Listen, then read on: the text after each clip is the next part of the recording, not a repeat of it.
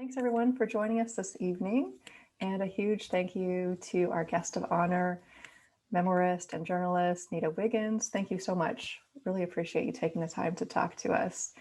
Memoir Mentors is a group that was developed within the Happy Family, or Happy Writing family, that is. We formed last year with the intent to support, motivate, and inspire memoirists and take our writing to the next level. We have a really wonderful, welcoming group. I love this group. And if any of you are considering writing a memoir and are not part of this group yet, you can find out more about us at memoirmentors.com. We meet every Thursday for writing sessions. We have a book club and we read our pieces out loud, provide critiques, have challenge-based workshops. And this year we plan on adding an accountability element to motivate our members to complete their novels, complete their memoirs. So Nita Wiggins is an American author and an award-winning sports broadcaster who has been teaching at l'École supérieure de journalisme in Paris for the last 11 years. 1 week ago, she reached the highest point of her European experience as part of the Global Sports Week 2021. She moderated a panel discussion at the iconic Eiffel Tower. The panel focused on sports as a catalyst for social justice. And Nita questioned the guests about equality topics such as Black Lives Matter. Nita appears regularly on Paris TV, on France 24's programs, raising her voice about media accuracy, women's career opportunities, and American life. Nita worked for 21 years as a news and sports broadcaster at major television stations across the United States. In response to the opposition she faced during her career, she wrote the book Civil Rights Baby, and she founded a program to improve interpersonal relationships at work and home called Listen to Others as you would have them listen to you. She holds a bachelor's degree from Augusta College and a European master's from ESJ in Paris, and she's from Augusta, Georgia. Her memoir, Civil Rights Baby, follows the inspiring story of a determined young woman in her pursuit of her dream career in sports journalism. The Civil Rights Act of 1964 was enacted 2 months after her birth, and she believed that the anti-discrimination laws would protect her. However, she faced many obstacles in the form of racial, gender, and later ageist prejudices. She did finally reach her dream destination of her career in Dallas, Texas, and she shares the story of that journey and how fighting for acceptance and constantly needing to prove herself really brutalized her on a number of levels, and how those challenges eventually prompted her to move to France, where she found a fulfilling life teaching at l'École. I'm just going to actually say the LSJ because I can't speak French. So let's go ahead and get into the interview. If anyone has any questions, please drop them in the chat. And hello, we recently read your book for our book club, and we found it very, very helpful for our own memoir writing. I'm really looking forward to getting to know you better and getting to know about your process. So you wrote in your book that you attended a moving speech by Doria D. Johnson in 2014 in Paris. You said this was a catalyst for your story. Can you please share a little bit about that experience and let us know if you'd ever considered writing a memoir before that moving speech? Well, hello, Christina and everyone. No, I never thought I would write my own story. As a journalist, I've loved getting to know other people's stories and telling the truthful versions of their lives. And so when Doria D. Johnson spoke in Paris, she talked about the lynching of her great great grandfather. And those of you who've read the book, you know some of that history. But it really moved me to see how her retelling of the life of one of her ancestors made her take action to improve the, the situation of life around her. And it was extremely powerful because I started to see that realizing our vulnerabilities and admitting what we want to change, the way we make the change is to give the complete story of why we are where we are. And so, had I not listened to Ms. Johnson that day, I don't know how I would have started my book. I do mention lynchings and crimes and race-related crimes uh, because that's my story. But her presentation was so gripping that I felt it my duty to pick up from there and make sure people know the lingering pain from crimes like that. So Doria D. Johnson really did kick off uh, the way that I wanted to tell my truth. And you started writing your story that year in 2014, right? I started Um, writing the memoir in 2014, yes. and you published it in 2019. How much of that time was spent writing, and when did it feel finished enough to begin the publication process? Well, as a journalist, I always felt that set a deadline, produce the project. Uh, I found that writing a book is not that way, especially when writing a memoir, because I needed to find not only the vulnerable parts of my life, but I also needed to access the points in which I learned courage. And this, I found for me, could not happen on a timetable nor with a deadline. So I physically started typing and writing in 2014, and it took probably 2 years for me to get the manuscript in a form that I was ready for the line editor to take a look.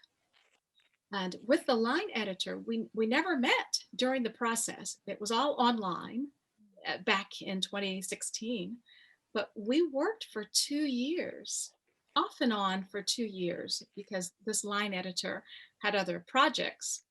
So it took about 2 years of working with an editor. And then that final year, the fifth year before the book was released, the editor, Janet Walker, and I did get together and we fleshed out many things face to face. So that's the process that I underwent because I selected an editor who had a lot of work. Someone who might want to finish a book much more quickly can maybe find or select an editor who wants to work on a schedule and really meet some publication goals. So Did you everybody's journey is different. Everybody's time frame is different. definitely? Yeah. So 2 years to me sounds pretty good for the writing process. As I mentioned, when you first joined, that I've been working on my memoir. I've been saying that I've been working on my memoir for 8 years, but I've been saying that for a couple of years. So, did you ever worry that you would not be able to finish your memoir? I know that's been a fear for many of us. I did not worry that I would not be able to, but several times I thought about stopping. And I think this happens with probably 90% of people who are looking inside and trying to write something for the public. Because for me, several times toward the end of the process, I said to myself, who cares about your life? Who cares? Or I asked myself, have I justified my case? Have I proven my point? And then I would say, and who cares? So there was the possibility that the book would not have been completed, but it was simply because I almost said, if I just throw it all in the Seine, who cares? Yeah. Yeah, yeah. Yeah, that's a very important question to ask yourself, because if you don't ask yourself that question, no one will. And I've read that in various articles about writing memoir, is the very question you should be asking yourself while you're writing. Who cares? And then part of why I did decide, and I even said to my mother at one point, I said, this has to be published. This has to be completed. And it was when I would think to my grandmother, and the people at her church and other people in my grandmother's community who, because of contact with me, they felt that their lives, their contributions to our national story, that I validated Mm. their efforts. And so I I really did come to believe that finishing my story was not for me, and not for in service to me. It was in service to the people whose hands were on my life. And I think that might be what does help some people when they get to the point of stopping.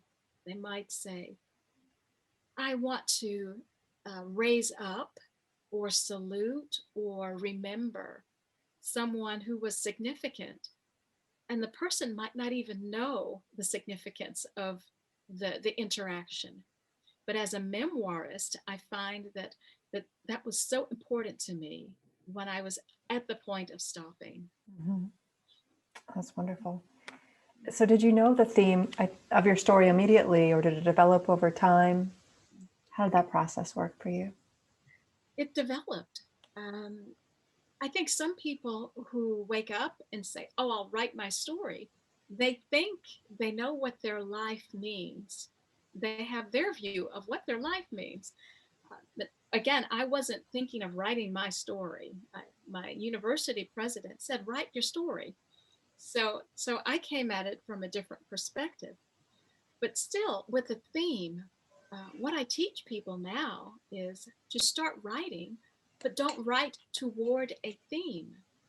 I suggest that people come up with a list of seven, at least seven episodes in their lives, seven times that emotions were so memorable and so striking.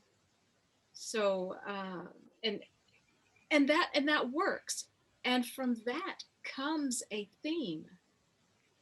And my advice is to start with a list of seven, and that expands as the writer is writing. But we only know the theme after we do the work.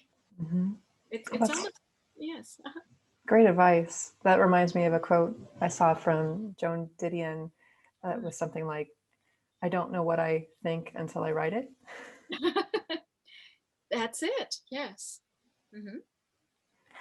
It was so inspiring to read how you approached your life goals with such determination, and you consistently overcame any obstruction in your path. You were going to reach your goals. There was no doubt. We could tell from very early on that you were a goal-driven person. And this book primarily focuses on your incredible career. Was it a conscious decision to exclude the details of your personal life? Yes. I did tell the truth that I married twice and divorced twice. And I have to say that a marriage and a divorce for me led to a lot of education. So that's all great. But in this book, because I wanted to call attention to institutions and the way they are failing people. If I put in all of the exciting romantic things of my life, I feel interviewers would have been asking those questions instead of reflecting more on the reason that I did write the book once I committed to writing it. And again, to pay tribute to people who helped mold me. If there were all of my romantic, exciting days, the rest of the story would be lost.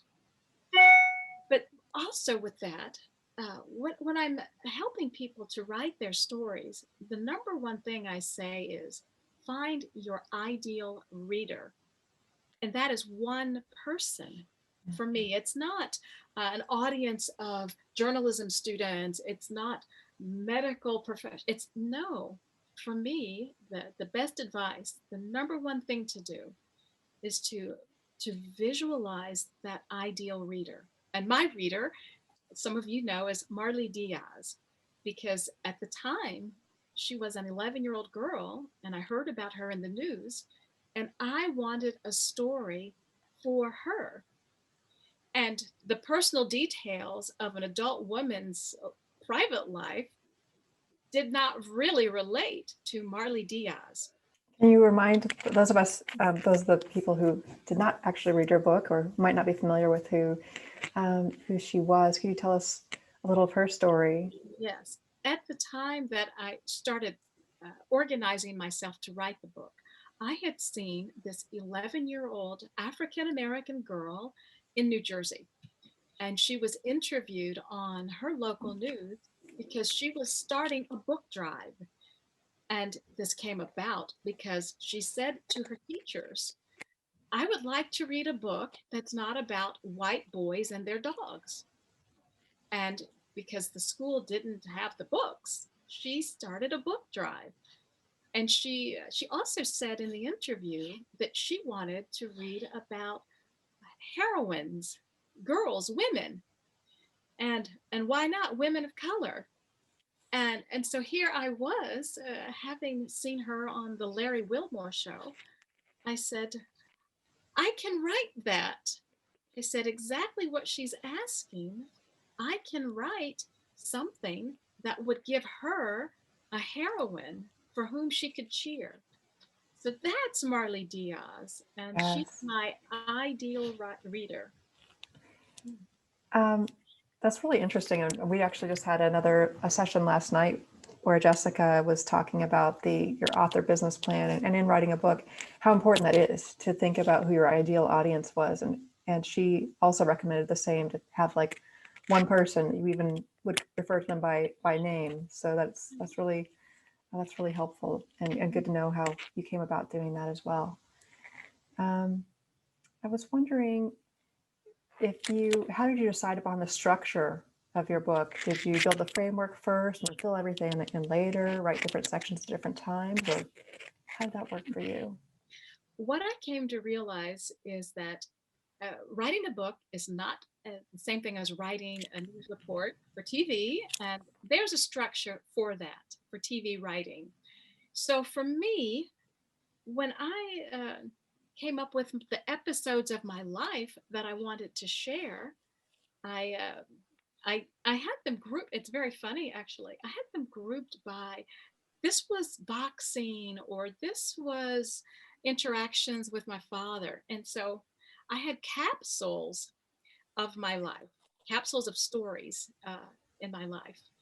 And then when I talked with and worked with development editor Marita Golden, she said, no, she said, put the episodes in order. And so, from putting the episodes of the emotional points of my life, by putting those in order, the framework developed. Uh, because I find that if a person starts out with a framework and wants to check a box and move to the next part of the frame, there are a lot of human parts that are going to fall away. But I feel by following a framework. But for me, writing a book is writing a memoir is an emotional experience, not a scientific, Mhm. formulaic experience. And the framework comes after that emotional wave of episodes is written in chronological order. That's very helpful. Thank you so much for sharing Okay, that. good, good. All right. Um, Thais just put a question in. She said, would it have been okay if the book ended up as an ebook, as an essay blog format, or another format instead of traditionally published? And would you still have gone through the process or have been disappointed in some way if you didn't do the entire book? An ebook, I do have this as an ebook version because environmentally there's so many people who only want ebooks. So and I like that because I try to modernize my ideas. I try not to live so 1979. Ebook, yes, but I also did want a physical book because even with the newspaper, I prefer a newspaper in my hands sometimes instead of just online. news stories. And so I did want a physical book. And what was the part of the question? She was wanting to know if it would have been an essay, blog format, or another format instead of traditionally published. Would you still have gone through the process, or would you have been disappointed? I guess let's back up a second. And if you could tell us, was it traditionally published, and how that process worked for you? Yes, I'm going to list these questions. Okay. Yes, the book is traditionally published, and the company is Casa Express Editions. And it's a company that is run by the university where I teach. And and because again, the university president, Guillaume Jobin, said, write your story because it's instructional not only for journalists, but for other people in other disciplines. So, yes, traditional publisher. Would I do it differently or retain my own rights? I do think going forward that that I now recommend people to retain their own rights and to self-publish. And one reason that I did not want to self-publish this book is because I am calling out the journalism industry. I'm making critical statements, and in my view, from 5 years ago when I started this, to criticize an institution such as journalism and to self publish, to me, would have sent a signal to the public that no one in business believed in the project. So, for some people, you might have to evaluate what is your subject matter, and self publishing, does that maybe allow someone who's critical of your statements to say, well, obviously it's a self published book, so there's no honesty, there's no integrity in the book. But again, going forward, I do think for those of you who are still in the process and you're considering how to publish, my line editor, again, Janet Walker, she's the one who is a strong proponent of retaining your own rights. And I think that for me, that's a wise way to work going forward. And as far as a blog and essays, I am considering with a group of intelligent, great women in Paris, we are considering a project where we write and contribute essays. And so you might at some point see that I'm part of an editing team that selected essays or blog posts and compiled them into a larger project. Wonderful. Traditional, I love the idea of the way people have published books for hundreds of years, but I also like to be current and consider what's available and to use the best techniques available for the times. Thais is actually in Paris, so maybe Ah, well, and let's. she's a wonderful writer. So maybe you guys could meet up. Thank you Thank you, so much. Christina. You've made a connection for us. Yes. Another point about the publishing, this is going to take me a little bit to get into this, but Uh-huh. in the finale of your book, that was a really gripping end. You stated that you felt drawn to follow in the footsteps of Rosa Parks and other activists, and how important it is to expose discrimination and highlight how often those who are abused and discriminated against are unwilling to talk. You even offer your email address to help others share their stories. And I know this is something that memoirists really struggle with. They want to get their story out there, but they're worried about backlash and lawsuits. And I think a lot of us will change names and change details, combine characters, something like that. But I get the feeling that you were putting it all out there, that you weren't changing names. And I was wondering if your publisher helped you with any legal guidance on that topic, and if you had any insight you could offer on that topic. Sure. I changed all of the names. I used all of the names except two people. And whoever has read the book, you probably realized that the video photographer Mhm. that I worked with at the end, his name is not, the name of the book is not his name. Okay. Why did I make that choice? In journalism, we have a rule, we have a standard that to interview somebody about a controversy at a school, who can be quoted as a representative of the school or the representative of an institution. But the idea is a person who has a budget.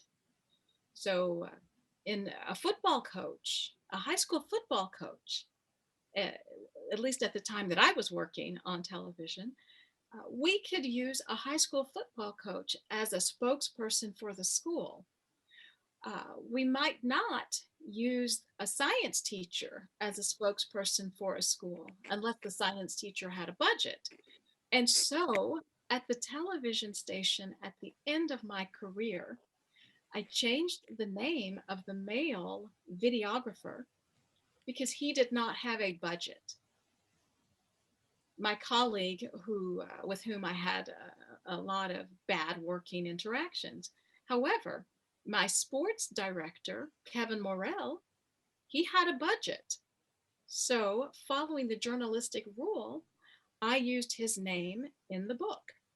My news manager, Maria Bars, had a budget. The photography manager had a budget.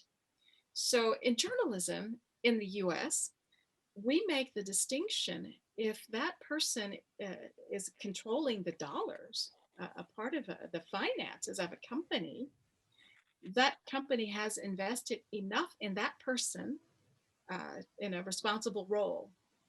And so the three people at my television station in Dallas, the ones who had budgets, their names are in the story.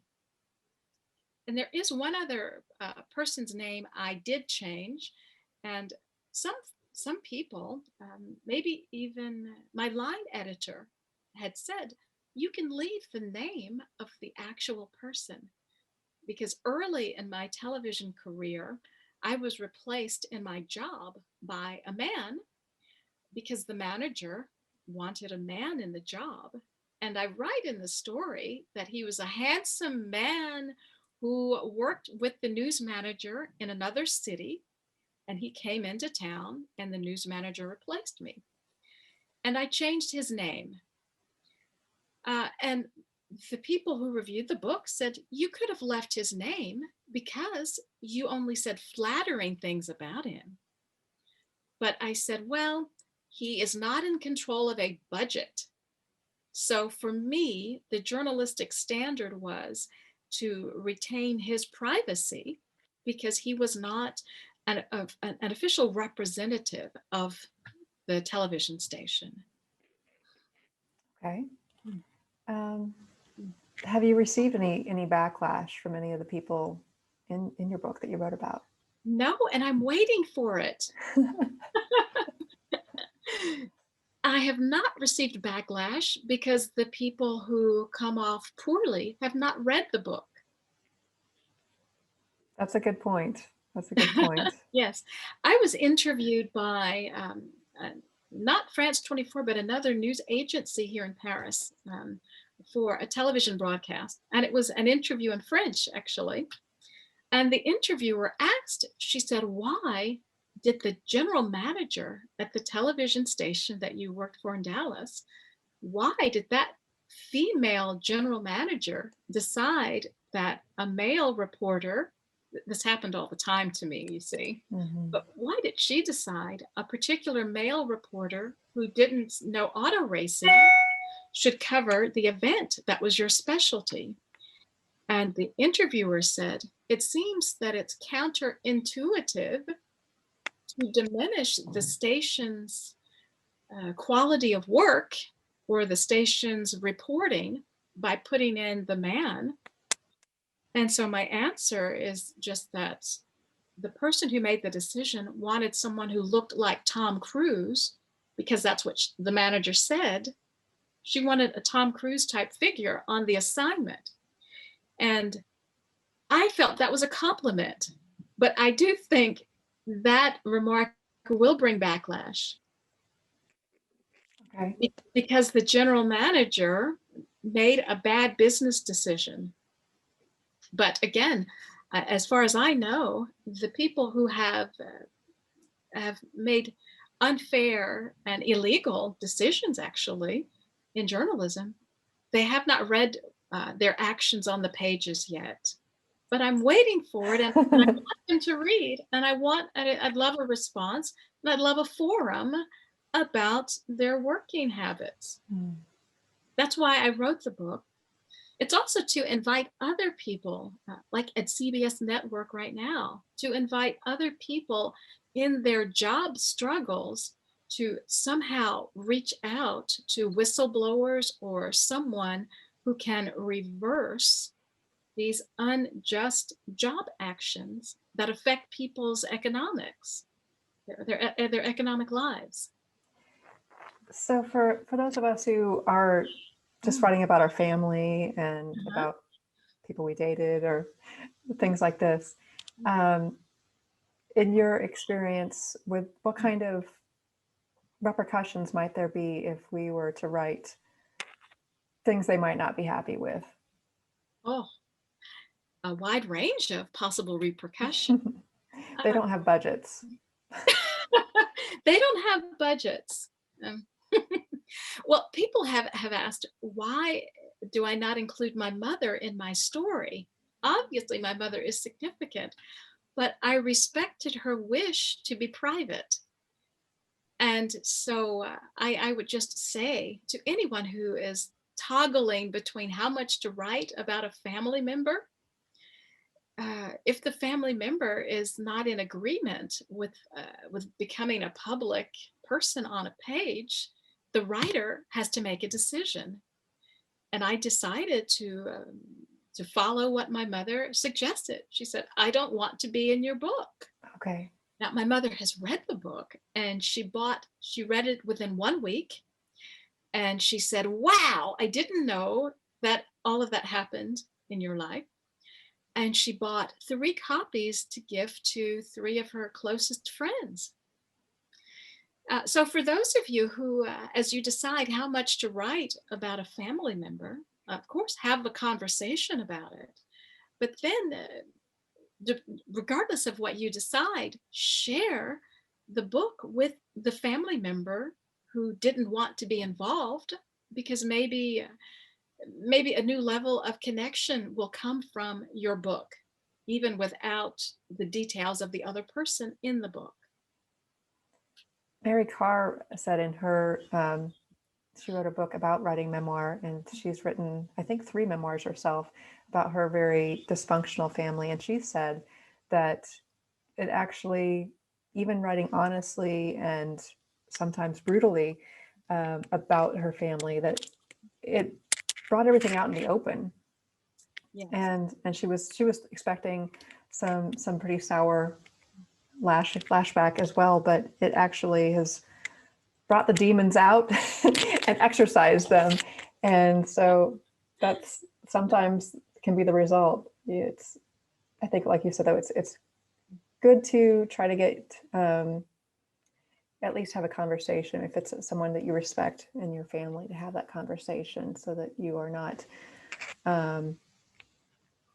damaging relationships. And some memoirs that I've read have actually said, yeah, I have a sister, but she asked that I not include her. And so that's I've erased her from my story, even though she was important to me, something like this. And so by saying that is a way to address that you have this person in your life. There are a lot of ways to go about doing this. Exactly, because again, it's as you and I said earlier, it's our story. And one person or 2 or 7 who don't want to be involved, that doesn't mean that your story, the writer's story, does not merit being told.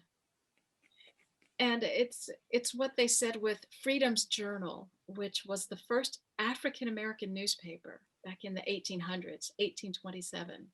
The tagline of the masthead was, "Too often others have spoken for us." So it's the creation of the Black press, but it's the same thing with a memoir. If somebody within the circle of the memoir writer says, "I don't want my story out there," that memoir writer still has the right to go forward, because why would somebody else's viewpoint determine what that person does, what that writer does? And so for me, it's writing a memoir not only is an act of independence, but it's an act of taking agency for your own existence. Yes. That's how I see memoir writing. Too often others have spoken for us, but the memoirist is writing for herself. Right. Well stated. Thank you. Okay.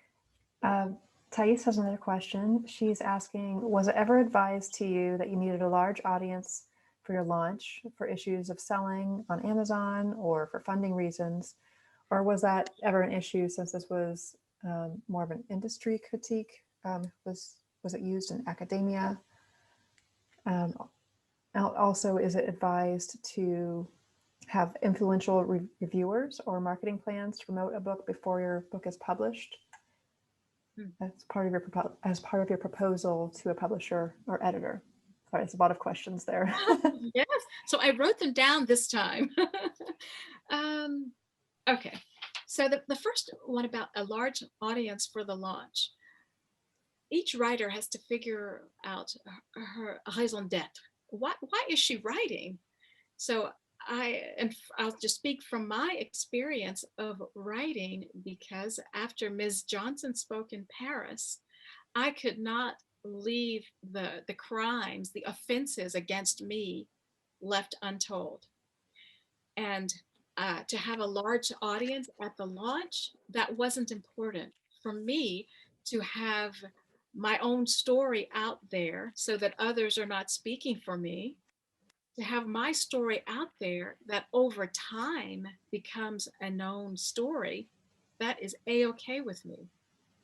And the part about, oh my.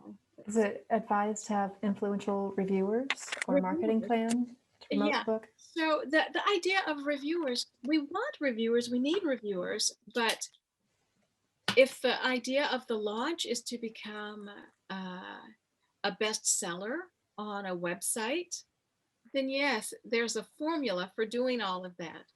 But if the reason for writing is to put on the record a truthful and respectful story, then having reviewers and a big launch, those things are not essential. And if the idea is to sell a lot of copies to make a lot of money, there's a formula for that. And I've tried to do some of those steps with the book proposal and the list of media outlets that would want to do the interview. It's a necessary part for people who have that goal. Mm-hmm. My best advice on that is to evaluate, where are you going with your story? And for some people, it really is to have a testament of the struggles and the triumphs. And that's a totally different project from a person who wants to be the #1 book in a particular category. So, and if there's a follow-up to that, ask me the follow-up, because I want to make sure I'm addressing the process and the decisions about the process. I think you answered it. Okay. Okay. Thais, if you have any more that you'd like on that, just chime back in the chat. Please. Yeah. Yeah, she said that's, yes, thank you. That was it. Okay. Yeah. That leads me to my question. It seems like, so that your intent of writing was obviously not to make money. Your intent was to get a message out there. And that's that was your driving force. So did your publisher do any marketing for you, or you've done some of the marketing yourself? I guess you didn't have to have an agent, probably, because No. So as far as the marketing and what the publisher did, my philosophy is that my book is now a business card. You know, back in the day, 30 years ago, when I was working day to day, having a business card was a way for someone to remember a name and to make contact later. For me, the book is that now. And for my goal of spreading the message about how institutions don't treat everybody fairly, by having a book, someone who might pick up the book might not read the entire book, but might say, I want to contact her to speak. I want to interact with her based on what's in her book. And so that's a very different way from selling 10,000 books. But a book as a business card allows an author to speak to 10,000 people, and the message might reach 10,000 people. yeah. If 10,000 people were to buy a particular book, that doesn't mean 10,000 people take a message from the book. So, book as business card. And did my publisher do any marketing? Some marketing, but the publisher did host a very nice champagne launch on campus at the ESJ campus in the 13th arrondissement. And it was lovely. I had maybe 30 people there, and people bought the book, which was fun to see my physical book in the hands of people I care about. And so that was all exciting. It all was, that might have been my high point in Europe before the Eiffel Tower last week. But to have a champagne launch of a book published by a university-based publisher, a book that reflects my industry and my training and my professionalism, that was publicity for me, because it launched me forward to connect with other people who might want to know what the book says. So how did you come up with the title? I think that probably, since you were saying this is kind of your business card, the title is very important. Can you tell us about that? Well, meeting Mrs. Rosa Parks is the highlight of my life. Absolutely the highlight of my life. And those of you who haven't read the book, this will be new to you. Those of you who have read it, I will condense it. But meeting her before an event in which her name was being revealed on a street sign, I was there as a one-man band or one-woman band, meaning I was shooting my own video for my report. But because I see Mrs. Parks standing alone, I walk over to her because I couldn't help it. And she saw me, and her eyes received me so warmly that I walked up so close to her that I was looking through her glasses and she was unflinching. And I was going to introduce myself, but instead I said, excuse me, Mrs. Parks, I never do this, but may I give you a hug? And because she comes from Alabama, she spoke with her Southern accent, and she sounded like my Southern grandmother. And she said, sure, baby. Oh. And she resembled my other grandmother.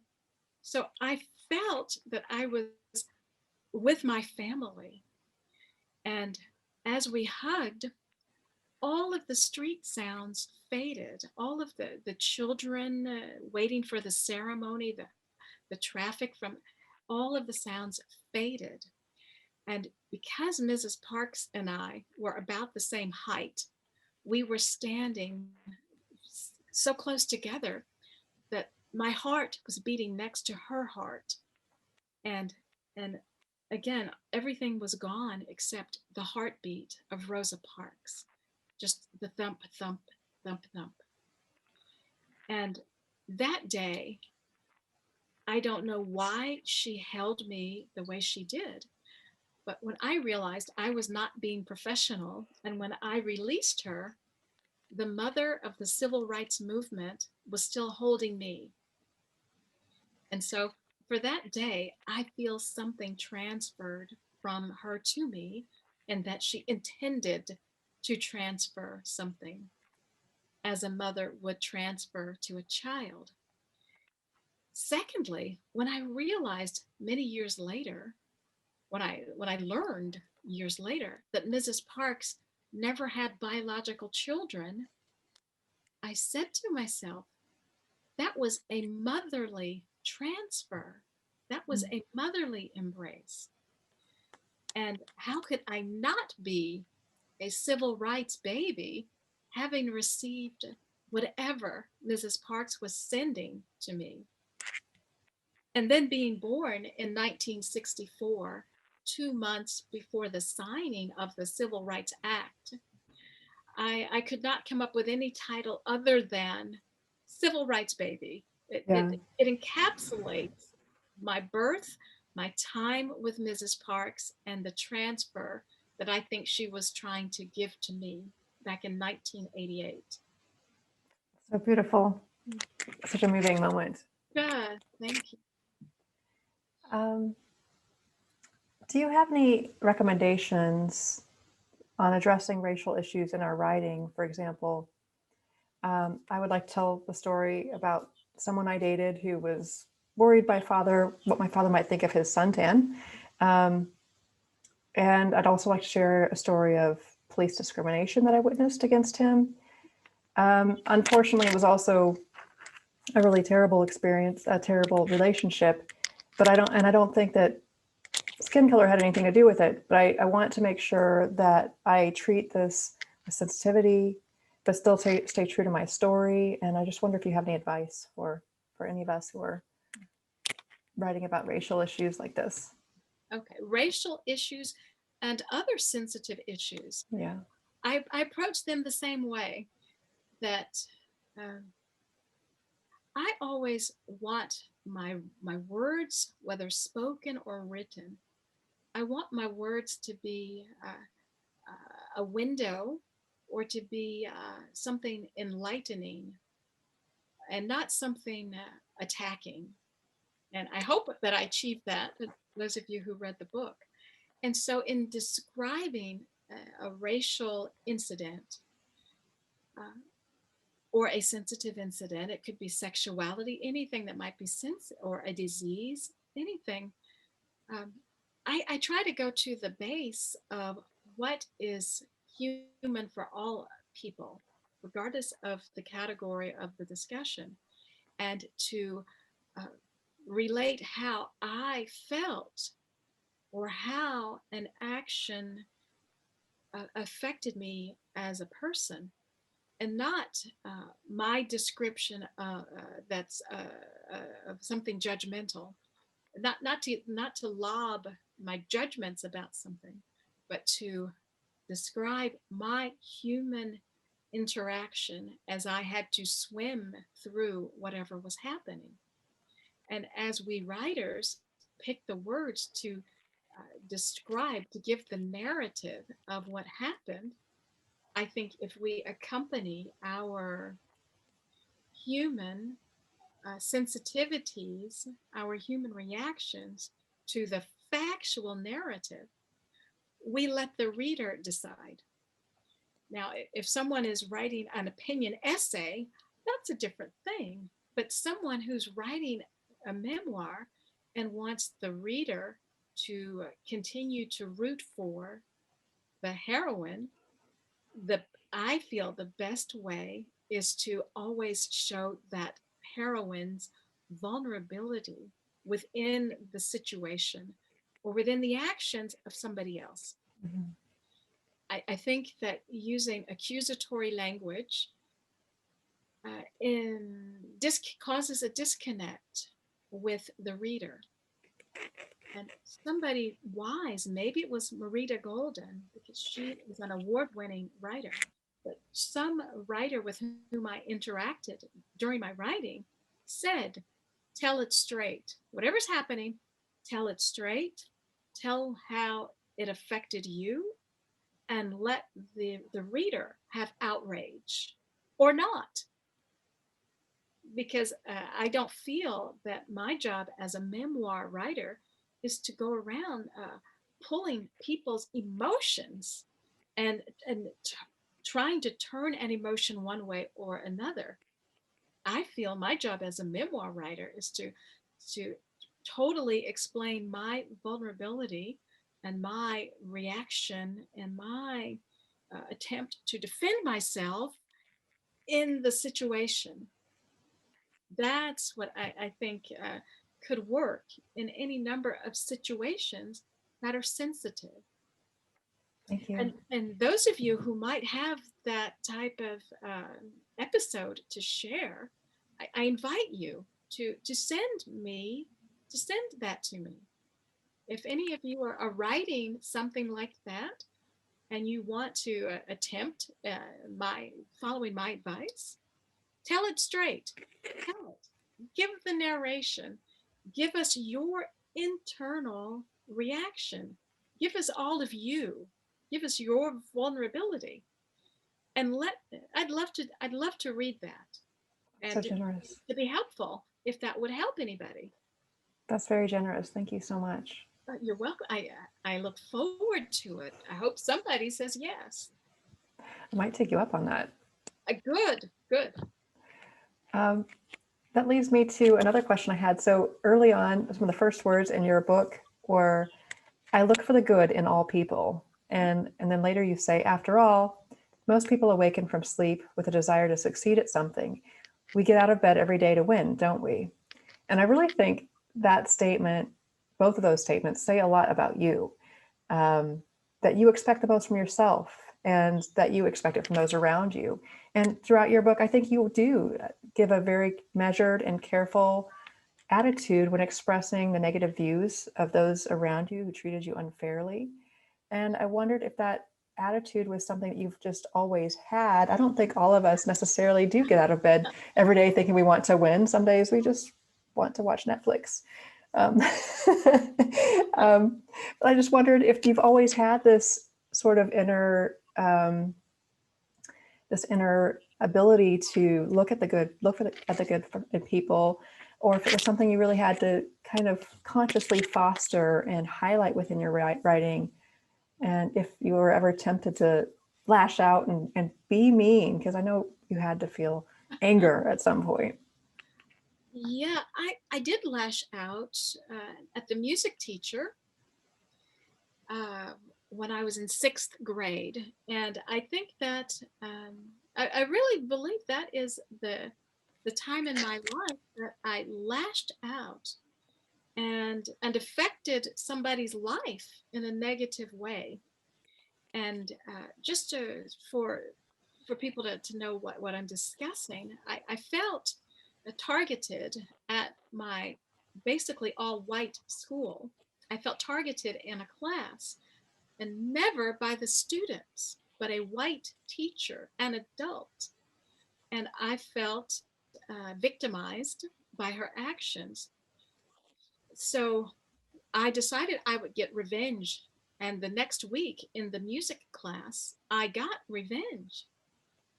And what I learned, well, I learned the lesson that helps me so much is that even though this music teacher wanted to diminish me and erase me, I feel and I felt, I decided that I was going to be a girl who went places that were not the usual places for girls, a woman who went places not the usual for women, a Black reporter who went places not usual for Black reporters, and a Black woman sports reporter who went places that were not the usual place. And so, from feeling that someone tried to erase me, I developed the idea that if I don't, or for all of you, if you don't see someone who looks like you in the position you want or in the place you want to go, we're waiting for you. It's as simple as that. When someone wants to erase you, or when someone who looks like you is not yet in the place, you go and you insert yourself. That is what I learned when I was 12 years old. But to get back to the lash out at someone, because I felt the teacher tried to diminish me, that, let me see how I want to say it, that the next week in the music class, I got my revenge, and it resulted in getting her fired. And I didn't feel good. And so I decided at age 12 that somebody else's small minded, ridiculous, nasty, negative behavior, they can keep it. I am not going to uh, uh, make the whole situation worse by fighting with nastiness and small. I decided that I would work harder to insert myself where I want to be. And I don't care whether you see me there or not. I'm going there anyway. Bravo. So that is how lashing out taught me to not lash out, because Okay. I didn't get a reward from it. Not, I didn't get a reward. Thank you. Thank you for sharing. Yeah. Jessica has a question. She said, as authors, what tips would you have for us? What tips would you have for those of us who are not a minority to make sure we do not erase, speak over, or diminish authors who are struggling to get their voices heard? I've spoken with authors about this in the fiction world, but not in nonfiction. Okay. How to not erase someone. Ah, I love that I'm challenged by that question. Um,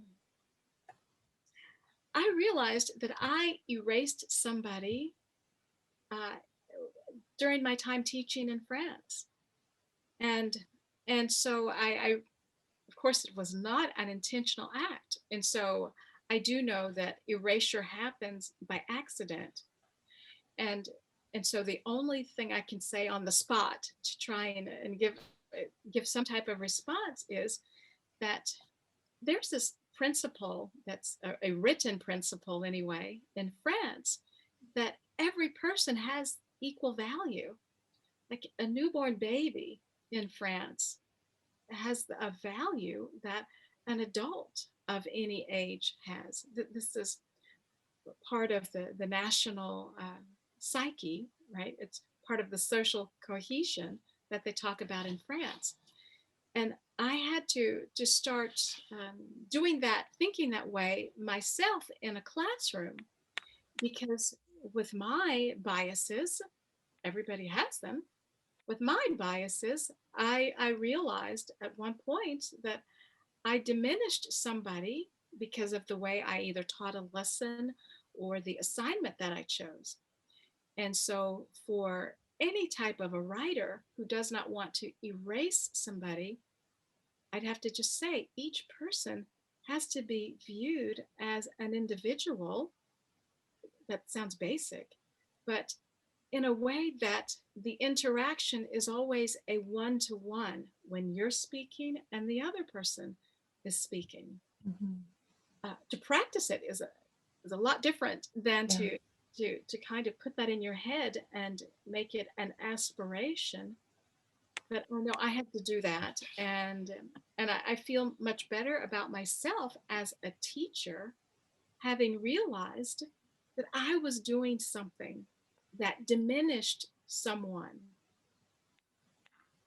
It's a devastating thought Yeah. to have diminished somebody's autonomy, or to have diminished a person in my classroom.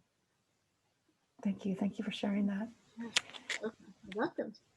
Um, some of our memoirists are interviewing family members for their memoirs, and you've interviewed so many amazing people throughout your career, and I know you've spoken about how you were able to gain trust and get really candid responses. And so I'm wondering if you have any suggestions for us as we go to interview our family members. Ah, yes. Let's all imagine that there's someone within our circle with whom we have low regard. Now, I have to say that I'm not guilty of this because, but but imagine for all of you that you just don't have much, you don't put much value in someone's opinions, someone's actions, someone's history, and you need to interview this person. But here's my tip: imagine that person is the superstar of his own story, because he is or she is. You may have no respect for this, right? But that person in his own mind or her own mind loves himself, thinks he's great, thinks he hung the moon, right? And so, in having those conversations with that person, go there, pretend. And I don't want to say the word pretend. Let me take it back. Let me say, um, uh, put yourself. This is the better way. It's all about empathy. Put yourself in that person's place. What is in his head? What does he think? Who does he love? What does he value? What is he afraid of? What is he proud of? Those are not the questions for the interview. Those are the questions you, as the writer, put in your mind as you prepare to do the interview. I've done interviews with people over the years. I had a friend who thought she knew my political views, or just she thought she really knew me because of the types of interviews I did with people who sometimes are criticized, or who so when this friend said, well, I thought you believed in that and that and that, I said, well, maybe, but why would you think those are my beliefs? And she said, well, when you did the interview with that person, you were respectful. When you did the interview, you got him to say a lot of things nobody would ever think he would admit. But it's because I put myself not only in an empathetic mindset, but I put myself in as closely as I could into the mindset of the person I was interviewing. Because what we really want from an interview with any person is for the person to give us more insight than we have, and more insight maybe than he has given to other people. I think that also leads back to what you were just telling us with your last example about empathy and about people being people. Thais has pointed out. She said it's interesting at the beginning of the book how you said that you were guided by a desire to create empathy by showing the sameness of people at their most human level. And I think that's kind of what you're saying again here is if you recognize that and come to this interview with that understanding that you're both human and you both have desires and challenges, and start at that level, then that can help you create this empathy and create this connection with someone. Yes. You two are using my words against me. Yes, Not that is what against I wrote. you. Well, Well, that is the short way to say what I just said. Yes, yeah.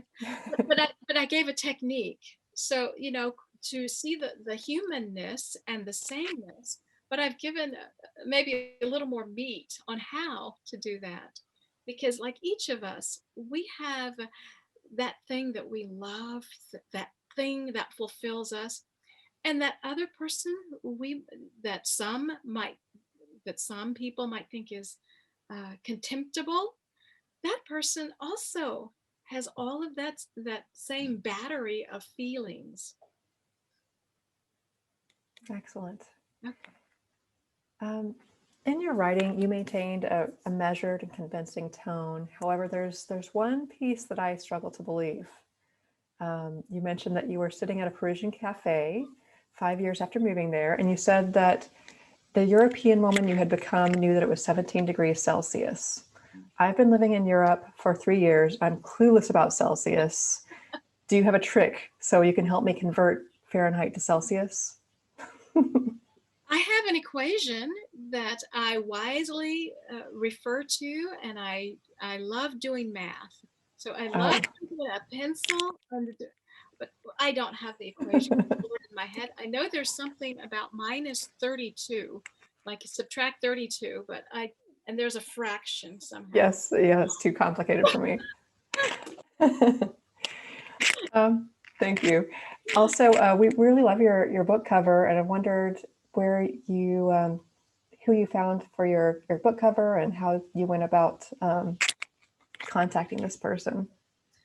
I am so pleased to say that the photographer is Marie Gilliard, like the school, and she's a graduate of ESJ Paris, and she was one of my students, and she Oh, was so excellent as a student. And when I knew her as a student, she was already getting contracts from the school administration to do photographs. And I said to her all those years ago, I said, Mary, and she was one of the few students who would be allowed to sit in the office with the administrators. Students can come in, but you stand. And so once I said to her, are you a student? I know you're in my class, but are you staff? Are you a student? And she says, no, I'm a student. And and so then years later, when we were doing that photograph, I said, you have always played above your age, and so some people in life and some people in their professions are so far beyond what one expects at that age or at that level. And the photograph came about because a magazine in the United States was doing an article about me.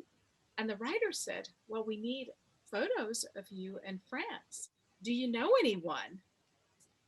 Of course, I knew that I wanted Mary Juilliard. And so the magazine gave her a contract, hired her for a contract to take the photographs. And she took hundreds, but there are maybe 8 or 9 that I purchased to use. And when I was deciding the book cover, I suggested several photographs to Guillaume Jobin, and he said, that one. He said, mhm. no other choice, that one. That's a really great photo. So Sounds thank like she was a kindred spirit because you are also, um, as we read in your book, you were always operating above your age as well.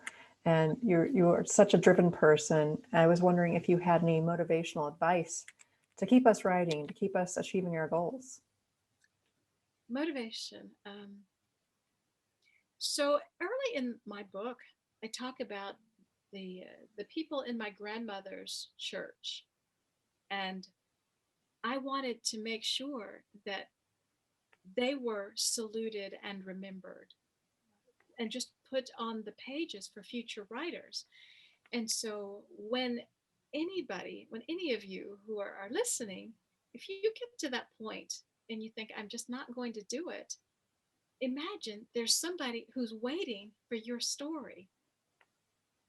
There's somebody waiting to see that the person's community is mentioned, is not forgotten.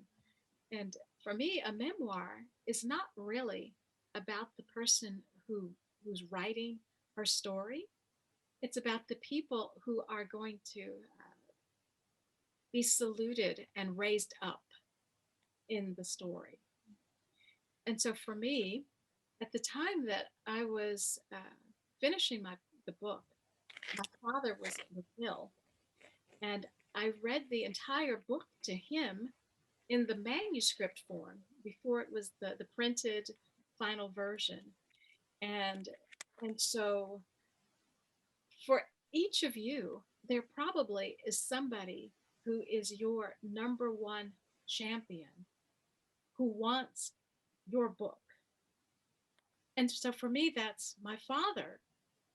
And so that person wants your book for you. I think that a writer needs to want the book to salute and raise up other people. Mhm. But there's somebody who wants you to finish, whoever you are. And if nothing else, that should push each of you a step further. Wonderful, thank you. Mhm. My last question is, if you were to do it all over again, is there anything in the process you would change? People ask me that. It's funny about my private life. I wouldn't Mhm. change that, but there are many opportunities to do something different.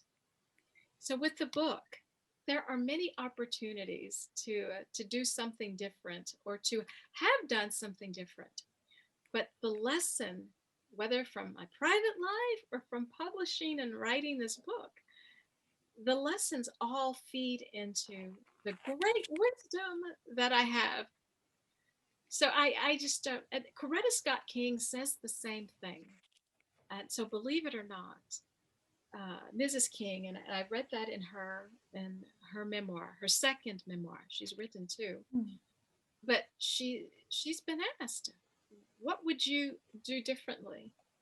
And the world might say that she would maybe go this way or right, but she says, "I'll take it all. I'll take it as it is, as it exists. It's Mm. right." Mhm. So I feel the same way. Even before reading that from her, it is what it is. I played my role in it. Uh, Sometimes it was the right decision, the way that I went. Sometimes I had to rescue myself, but I'll take it all. I'll take it. Wonderful. Thank you so much for sharing You're that. welcome. Thank We you. have we have one more question that just came in actually. Okay. Um, so Thais is asking just one more question. Are there any other memoirs or genres that you would recommend to us as inspirations or simply use as an example to frame or structure our books? So that's what you and I were talking about before the meeting started. So you've got your homework cut out for you here. Yes, I love this question. And do I have a time limit or can I just start? Just start. Le Petit Fleur de Manchurie, so The Little Flower of Manchuria, written by a Chinese woman. And I know I don't pronounce her name correctly, so I won't pronounce it. Becoming Ms. Burton by Susan Burton. And Susan Burton was imprisoned for 22 years. And so, by the way, I read between 12 and 15 memoirs before I wrote mine. When I decided to write, I started reading to see how personal to be, to see what the limits were. And so this list that I'll share with you, Alone Atop the Hill by Dunnigan, Dunnigan, an African American trend setting journalist. Not forgotten, not forgotten.